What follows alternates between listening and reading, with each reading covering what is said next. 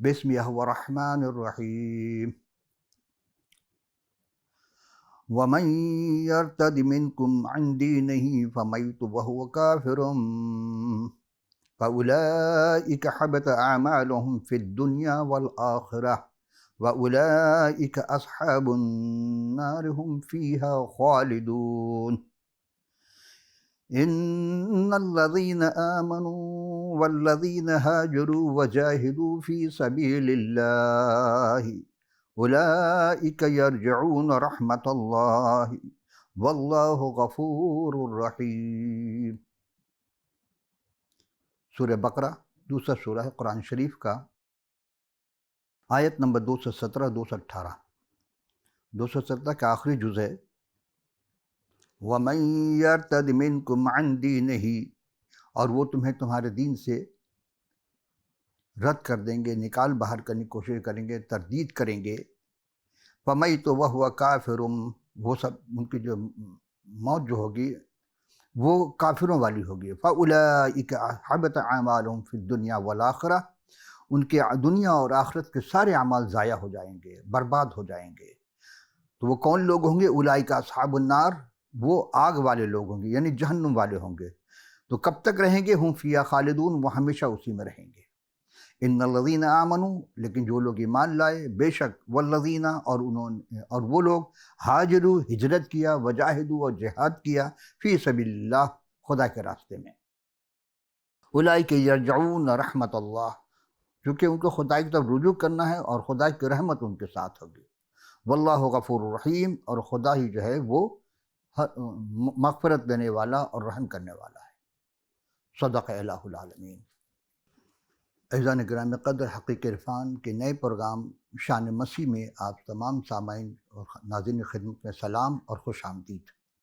آج ہم شان مسیح کی 18ویں نشست میں ابدی شہریت کے اصول کے لیے حاضر ہوئے ہیں۔ دوسری نشست اس کی ہے یہ، اور آج کا پہلا سوال ہے کہ یہودی مذہب میں خدا تعالیٰ کی بادشاہی میں داخل ہونے کے کیا اصول ہیں؟ گزشتہ نشست میں ہم نے اسلام اور کچھ مسیحیت کی باتیں کی تھیں، لیکن آج کا جو پہلا سوال یہی آیا ہے کہ یہودی مذہب میں خدا تعالیٰ کی بادشاہی میں داخل ہونے کے کیا اصول ہیں؟ دیکھیے، یہودی مذہب یعنی کنگڈم آف گاڈ، جو خدا تعالیٰ کی بادشاہی کہلاتی ہے، یہودیت میں خدا تعالیٰ کی بادشاہی یا آسمان کی بادشاہی میں داخل ہونے کے جو اصول ہیں وہ مسیحیت اور اسلام کے مقابلے میں کچھ مختلف ہیں اور زیادہ عملی یعنی عمل پر مبنی ہوتے ہیں۔ یہودیت میں خدا کی بادشاہی یا کوئی مکمل طور پر اخروی یعنی آفٹر لائف صرف روحانی تصور نہیں ہے، بلکہ دنیاوی زندگی میں خدا کی حاکمیت کو تسلیم کرنا بھی اس میں شامل ہے۔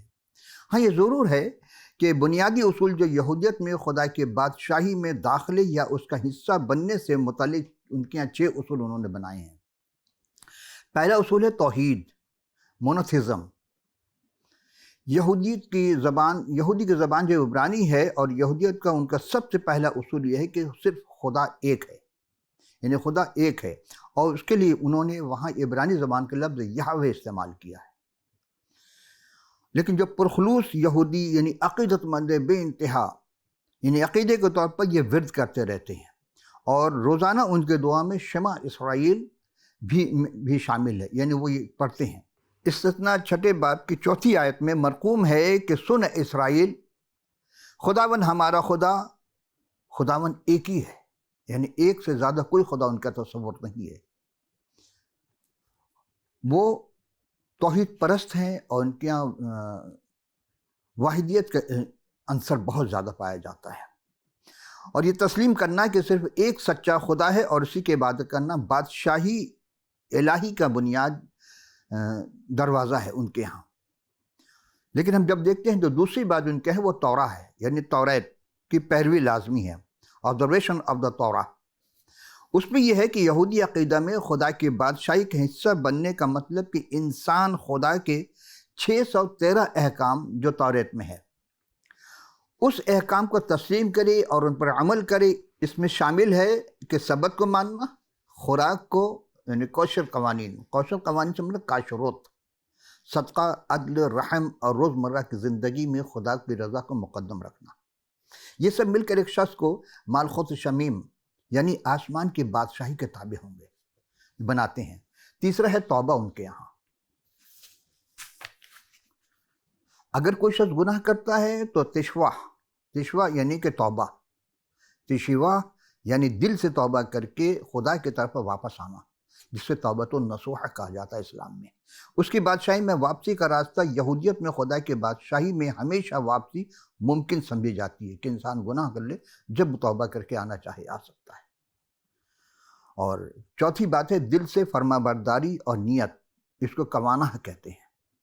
صرف رسمی عمل کافی نہیں بلکہ دل کی نیت اور اخلاص یعنی قوانہ ضروری ہے۔ اگر کوئی شخص شریعت پر عمل کرتا ہے مگر دل سے خدا کی بادشاہی کو نہیں مانتا تو وہ حقیقی اطاعت کا شمار وہ نہیں ہوتا اس کا، یعنی وہ اطاعت گزار نہیں ہے۔ پانچویں چیز ہے دعا اور حمد، اور یعنی روزانہ کی دعا میں کرتے ہیں وہ، جیسے شمع اور عمیدہ میں خدا کی بادشاہی کی تمجید کی جاتی ہے، اور دعا کے ذریعے بندہ اپنی بندگی کا اظہار کرتا ہے، اپنے آپ کو بندہ کا اقرار کر کے ہاں میں گناہ گار ہوں، بندہ ہوں اور تیری بندگی کرتا ہوں۔ چھٹی چیز ہے یعنی مسیحی بادشاہ کی امید، میسیانک ایکسپیکٹیشن۔ اس میں کیا ہے؟ یہودی اصل میں جناب مسیح کی پہلی آمد کو تسلیم نہیں کیا انہوں نے، اور جو دوسری آمد ہوگی اس کو وہ پہلی آمد تسلیم کریں گے، یہ فرق ہے۔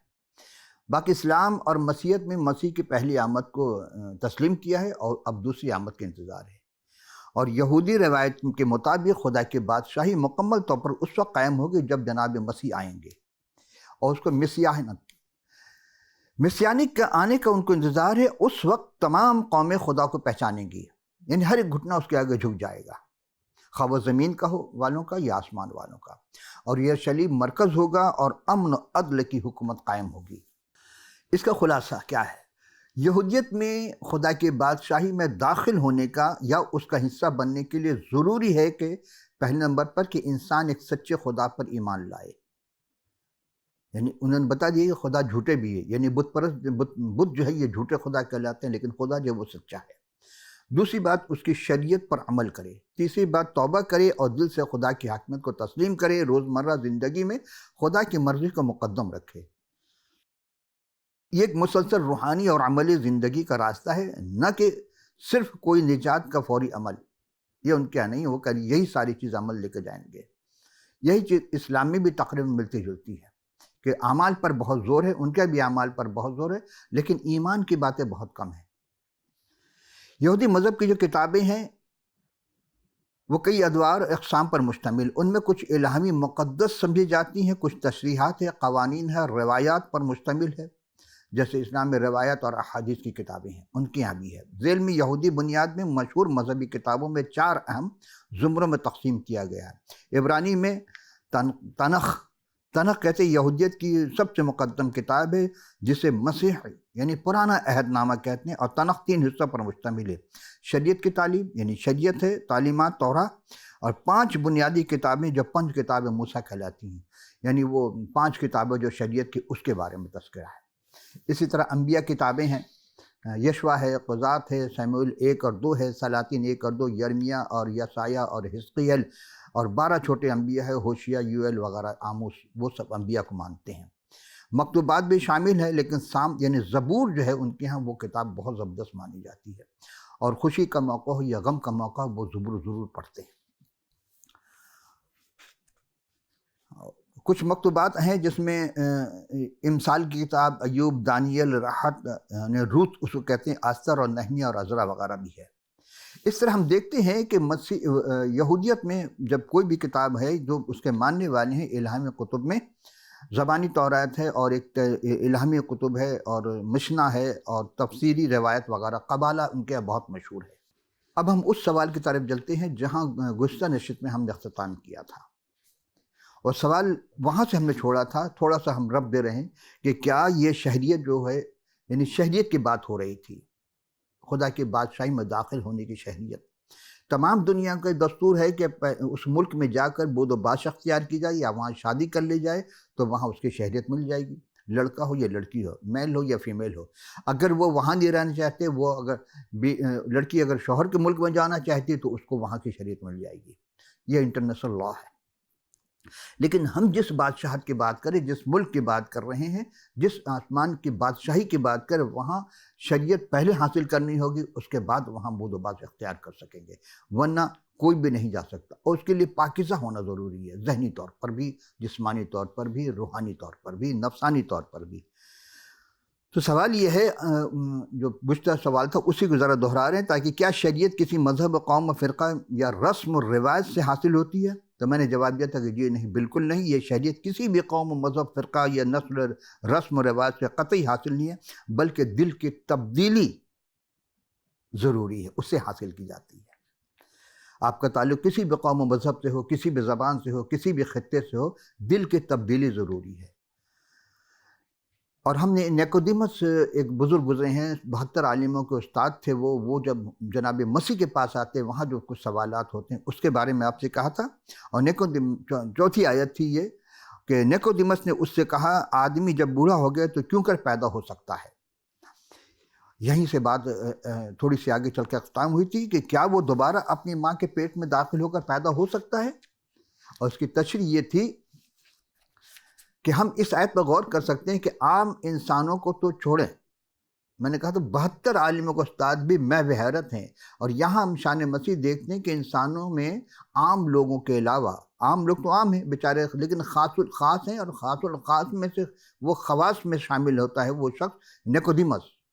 وہ بھی جناب مسیح کی باتیں سمجھنے سے کس قدر مشکل میں ہے اور سمجھ نہیں پا رہے وہ، کیونکہ نیکودیمس تو مسیح کے الفاظ کے بعد کو لفظی معنوں میں لیتے ہیں، جبکہ یہ تو وہ بھید ہے بتا رہے ہیں جو کہ وہاں کے روحانیت کے داخل ہی ہے۔ ان کی سمجھ میں نہیں آ رہا ہے کہ ایک بالغ شخص نئے سرے سے کیوں کر پیدا ہو سکتا ہے۔ اور آج بھی بہت سارے لوگ ہیں، جب مجھ سے کہا جاتا ہے کہ بھائی نئے سرے سے پیدا ہونا، تو وہ بھی حیران ہوتے ہیں نیکودیمس کی طرح، یہ کیسے ہو سکتا ہے کہ میں دوبارہ پیدا ہو جاؤں؟ کیا مر کر کوئی دوبارہ پیدا ہوگا؟ تو وہ قیامت میں لیتے ہیں، قیامت کے معنی قیام سے مطلب کھڑا ہونا۔ اب یہاں یہ ہے کہ نیکودیمس اس حقیقت کو جیتی جاگتی مثال ہے ہمارے سامنے کہ نفسانی آدمی خدا کی روح کی باتیں قبول نہیں کرتا، کیونکہ اس کے نزدیک بے وقوفی ہے، اور نہ وہ انہیں سمجھ سکتا ہے کیونکہ یہ روحانی طور پر پرکھے جاتی ہیں۔ یوحنا رسول نے تیسرے رکوع کی 5ویں آیت میں یسوع نے جواب دیا کہ میں تجھ سے سچ کہتا ہوں، جب تک کوئی آدمی پانی اور روح سے پیدا نہ ہو وہ خدا کی بادشاہی میں داخل نہیں ہو سکتا۔ اب یہاں دو بات ہو رہی، پانی اور روح، یعنی کہ یہاں جناب مسیح جو ہے نیکودیمس کو ایک اور مزید حوالہ جات پیش کر رہے ہیں کہ انسان کو پانی اور روح سے پیدا ہونا ضرور ہے، وہ خدا کی بادشاہی میں داخل نہیں ہو سکتا اگر جو پانی اور روح سے پیدا نہ ہو۔ حضور مسیح کا مطلب ہے، کئی لوگ زور دے کر کہتے ہیں کہ یہاں پانی سے مراد پانی ہی ہے۔ کیا واقعی پانی سے مراد پانی ہے؟ اگر پانی ہے تو پھر روح کیا ہے؟ بعض لوگ کہتے ہیں پانی سے مراد روح ہے، تو پھر دوبارہ روح کیوں استعمال کیا گیا؟ وہ اس سے نکالتے ہیں کہ نجات کے لیے پانی سے بپتسمہ لینا ضروری ہے، مگر ایسی تعلیم کتاب مقدس کے بالکل متضاد ہے، الٹ ہے۔ ہم زندہ خدا کے زندہ کلام میں ہر جگہ یہی پڑھتے ہیں کہ نجات صرف مسیح پر ایمان لانے سے ہے، اور بپتسمہ ان کے لیے جو پہلے ہی نجات پا چکے ہیں، اور مگر یہ نجات کا وسیلہ نہیں ہے۔ پھر غور کیجئے، یہ ایک علامت ہے۔ اچھا، بعض کے نظر اس آیت میں پانی خدا کے کلام سے تشبیہ دی گئی ہے، جیسے افسیوں کے 5ویں باب کی 25 اور 26 آیت میں جب آپ مطالعہ کریں گے تو آپ ضرور دیکھیے گا کہ پانی خدا کے کلام کے ساتھ گہرا تعلق ہے۔ اور یہ بات پہلے پترس پہلے کی آیت کی 23ویں آیت میں پہلے باب کی، اور یعقوب پہلے باب کی 18ویں آیت میں بھی یہی بات ہے۔ میں یہ کئی نئی پیدائش خدا کے کلام کے وسیلے سے ہوتی ہیں، لیکن جب ہم غور کرتے ہیں کہ پانی کا اشارہ روح القدس کی طرف بھی ہو سکتا ہے، لیکن پھر روح کیوں ہے؟ تو یہ وہ بھید ہے کہ ہمیں جاننا ضروری ہے کہ پانی کا استعمال کیا تو روح القدس کی بات کر رہے ہیں۔ اگر باب 7 میں پانی کا مطلب روح القدس ہے تو باب 3 میں بھی یہی مطلب کیوں نہیں؟ غور کیا آپ نے تشریح یہ ہے قبول کرنے کے لیے ایک مشکل مرحلہ آیا کہ جب تک کوئی آدمی پانی اور روح سے پیدا نہ ہو وہ خدا کی بادشاہی میں داخل نہیں ہو سکتا۔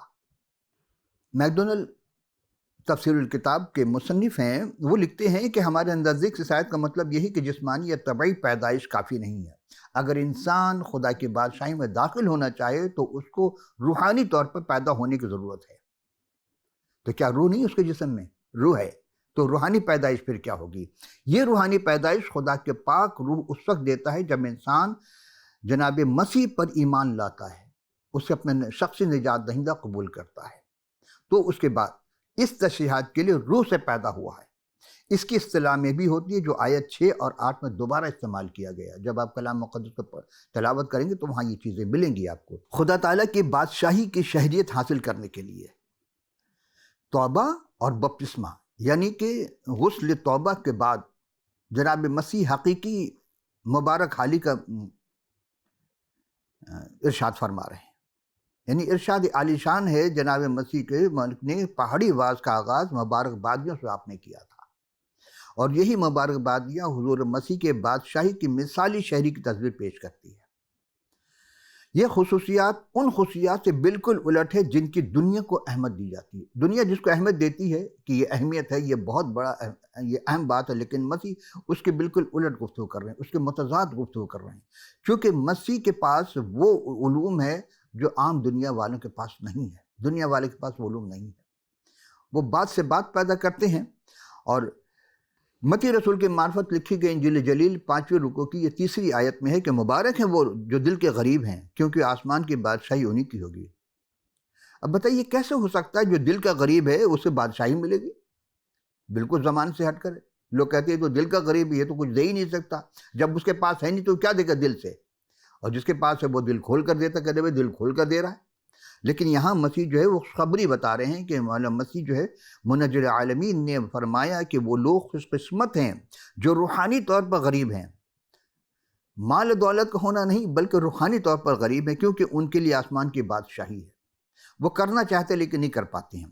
یعنی تشریح اس کی اگر کی جائے تو پہلی مبارکبادی ان کے لیے ہے جو دل کے غریب ہے۔ یہاں طبعی رجحان یا ملاپ کی بات نہیں کی گئی ہے جیسا عام طور پر لوگ سمجھتے ہیں، بلکہ شعوری انتخاب کی بات کر رہے ہیں۔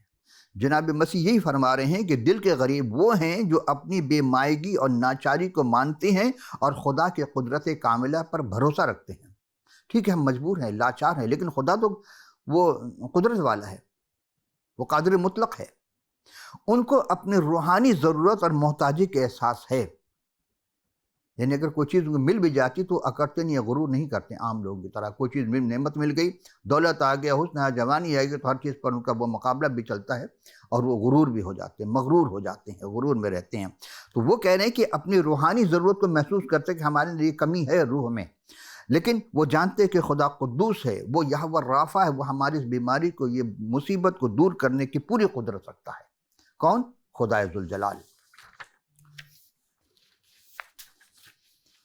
اب پھر آئیے کہ آسمان کی بادشاہی، یعنی جہاں خود کفالت کوئی خوبی نہیں، وہ خود ستائی ایک گناہ ہے۔ کیا مطلب؟ یعنی ایسو ہی کی ہے، خاک ساری وہ کنجی ہے جو خدا کے دل کا دروازہ کھولتی ہے۔ مغرور دل خدا کی بادشاہی میں داخل نہیں ہو سکتا۔ اب ظاہر سے بات اس سے بات کچھ ہے ہی نہیں تو غرور کہاں سے لائے گا؟ وہ عاجزی انکساری ہے۔ کیا ہم اپنے آپ کو خدا کے رحم کے مستحق سمجھتے ہیں کہ خدا ہم پر رحم کرے، یا ہم سمجھتے ہیں کہ ہمیں کچھ ثابت کرنا ہے کہ ہم رحم، ہم خدا کو ثابت کر کے دکھائیں؟ کیا ہم خاکساری کی کنجی سے دل کے دروازے کو کھولنے میں کامیاب ہو گئے؟ تو پھر مبارک ہو۔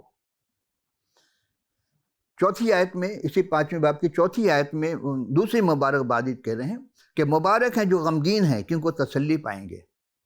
اب ایک شخص غمزدہ ہے، وہ کیسے تسلی پا سکتا ہے؟ جناب مسیح ارشاد فرما رہے ہیں کہ مبارک ہیں وہ جو غمگین ہیں کیونکہ تسلی کے ایام ان کے منتظر ہیں۔ یہ دوسری مبارکبادی غمگین کے لیے ہے۔ یہ کیسا غم؟ یہاں وہ غم نہیں جو انقلاب زندگی میں برپا ہوتی ہے، گردش ایام کے باعث سہنا پڑتا ہے، بلکہ وہ غم جس کا تجربہ خداوند مسیح کے ساتھ رفاقت رکھنے کے باعث ہوتا ہے کہ مسیح نے دکھ اٹھایا تو کیا ہم اس غم میں شریک ہوئے؟ اس سے مراد دنیا کے تکالیف اور گناہ کے دکھ کو محسوس کرنے میں یسوع مسیح کے ساتھ شریک ہونا ہے، کہ ان پر ظلم ہوا، تشدد کیا، شریک ہونا ہے اس کے ساتھ۔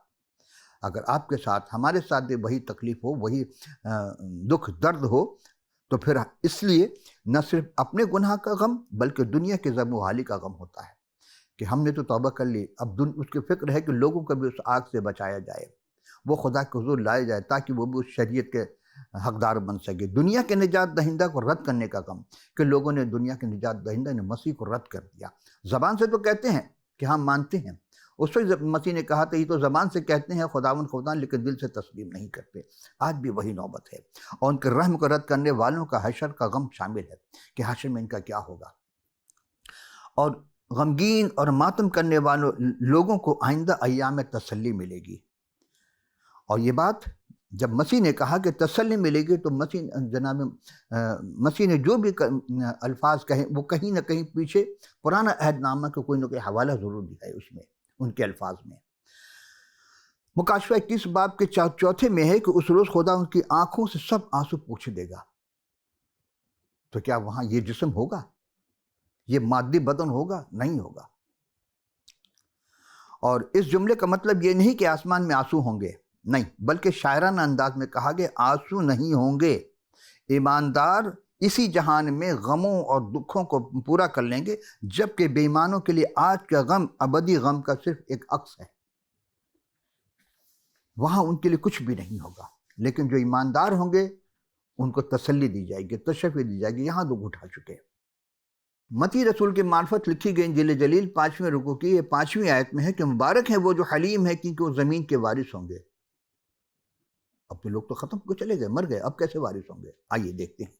اس آیت میں تیسری مبارک بادی حلیموں کے لیے ہے، یعنی مبارک وہ لوگ ہیں جن پر خدا کی خوشنودی ہے، یا جو روحانی طور پر خوش نصیب ہیں۔ بعض لوگ آپ کے ملیں گے بالکل پھٹیچر ہوتے ہیں، مفلوق الحال ہوں گے، لیکن حشاش بشاش رہتے ہیں، بھوکے بھی رہیں گے لیکن حشاش بشاش رہیں گے، جیب میں کوڑی نہیں ہے لیکن پھر بھی حشاش بشاش رہیں گے۔ کیوں؟ کہ ان کا تعلق خدا سے ہے۔ اور وہ حلیم سے مراد وہ لوگ ہیں جو ہو سکتا ہے جو طبعی طور پر متولن مزاج، یعنی نرم مزاج، عاجز، جذباتی اور ترش روح ہوں، لیکن روح حضور اور مسیح کے روح سے تابع ہونے سے وہ حلیم اور پروتن ہو جاتے ہیں۔ ان کو مشکلیں اتنی پڑی مجھ پر کوئی آسان ہو گئی، بڑے مشکلیں اتنی پڑنے سے آسان کیسے ہو گئی؟ انسان اور مصیبت میں گرفتار ہوتا ہے، لیکن ایک کے بعد ایک مصیبت آتی رہتی، لیکن ان کے چہرے پر وہ خوشی کے آسان نمایاں ہوں گے، غم کے نہیں۔ وقتی طور پر غم ہوگا، لیکن سمجھے کہ ایک بھی پیپر ہے ہمارا، یہ خدا کی طرف سے ہے۔ روحانی سکون یعنی اپنے نفس پر قابو رکھنے والے ہوتے ہیں، جو ظلم زیادتی کے باوجود انتقام نہیں لیتے بلکہ صبر کرتے ہیں، کیونکہ اپنا معاملہ خدا کے سپرد کر دیا۔ تو روحانی سکون، سلامتی اور آخرت میں انعام کے مستحق ہوں گے، وہ زمین کے وارث ہوں گے۔ اس جملہ کا مطلب ہے کہ ایسے لوگ خدا کے بادشاہی میں حصہ پائیں گے۔ اس کا روحانی مفہوم یہ ہے کہ مسیح بتا رہے ہیں، سمجھا رہے ہیں لوگوں کو کہ دنیا میں طاقت، غرور یا جبر کے ذریعے کامیابی حاصل کرنے والے ہی کامیاب نہیں ہوتے۔ ڈرا کر، دھمکا کر، جان لے کر کے آپ کسی کو اگر دھونس جما کر کے اگر آپ اس سے چیز حاصل کر لیتے، چھین لیتے ہیں، تو یہ آپ کی وقتی ہے، لیکن خدا کی بادشاہی میں آپ کے پاس کچھ نہیں۔ اگر نام ہے تو ہمیشہ اس رب العالمین کا، اس ذوالجلال والاکرام کا نام کل بھی تھا، آج بھی، کل بھی رہے گا۔ لیکن بہت سے جابر آئے چلے گئے، مٹی میں مل گئے، خاک میں مل گئے، آج ان کا کوئی نام لیوا نہیں، بلکہ خدا کی نظر میں اصل کامیاب وہ ہیں جو حلیم ہیں، نرم دل ہے اور خدا پر بھروسہ رکھتے ہیں۔ یہاں زمین کے وارث ہونے کا مطلب صرف مادی ملکیت نہیں، بلکہ روحانی برکات ہیں جو خداوند اپنے وفاداروں بندوں کو عطا کریں گے، خاص کر کے ان کے آنے والی بادشاہی میں جب وہ آئیں گے تو عطا کریں گے۔ حضور مسیح نے زبور 27 کی 11ویں آیت سے اقتباس فرمایا تھا، لیکن حلیم لوگ زمین کے وارث ہوں گے اور سلامتی سے لذت اٹھائیں گے۔ یعنی حضور مسیح نے جو یہودی تھے وہ سننے والوں کو وہی وعدہ یاد دلائے جو وہ پڑھتے رہے ہیں کتاب مقدس میں، جہاں ان کا ریپیٹ ہوتا رہا صبح شام۔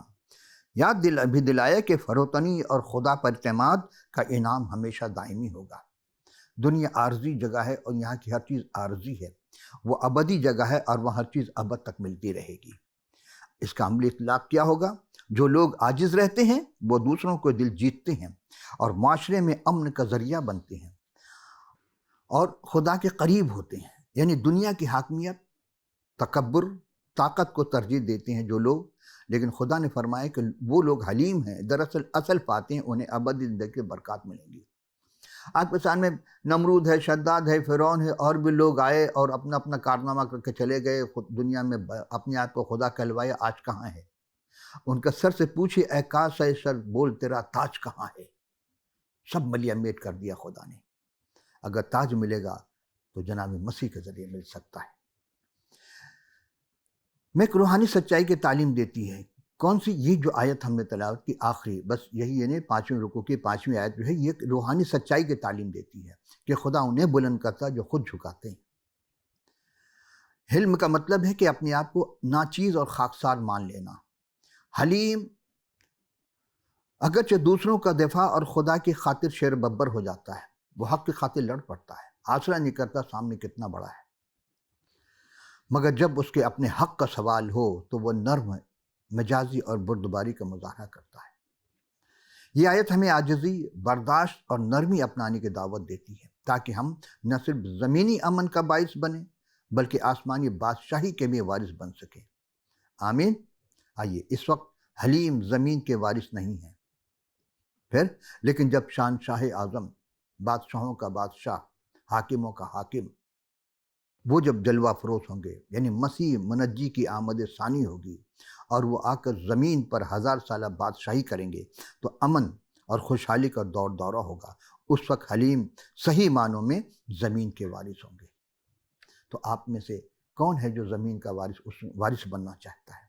اس کو اس ریاست میں آنے کے لیے دعوت دی جا رہی ہے، اور مسیح 2000 سال پہلے دعوت دے گئے کہ اپنے آپ کو، جو بڑا بننا چاہے تو وہ اپنے آپ کو چھوٹا کرے خدا کی بادشاہی کے لیے. تو اس کے لیے سب چیزیں، اور جو خود از خود بڑا ہو جاتا ہے پھر وہاں کچھ بھی نہیں اس کے لیے. تو عزیزو، آج کی گفتگو تیسری ہم مبارکبادی بھی اختتام کرتے ہیں. آئندہ نشے میں جب آئیں گے تو ہم چوتھی مبارکبادی سے شروع کریں گے اور ہم سیکھیں گے بہت کچھ کہ ہمیں اس خدا کی بادشاہی میں جانے کے لیے کیا کچھ کرنا ہوگا. تو آج کی گفتگو یہاں اختتام پذیر کرتے ہیں. اسکرین پر آپ واٹس ایپ، ای میل، ٹیلی فون نمبر دیکھ رہے ہیں، جو بھی آپ کے اویلیبل ہو. آپ آج کے پروگرام سے متعلق قیمتی آراء سے آگاہ کیجیے گا. آپ کے پاس کتاب مقدس نہیں ہے تو آپ اپنا پورا پتہ لکھ بھیجیے تاکہ ہم آپ کی خدمت میں کتاب مقدس فی سبیل اللہ ارسال کر سکیں. تو آئندہ نشستیں پھر حاضر ہوں گے. اس وقت کے لیے اجازت. خدا حافظ و ناصر.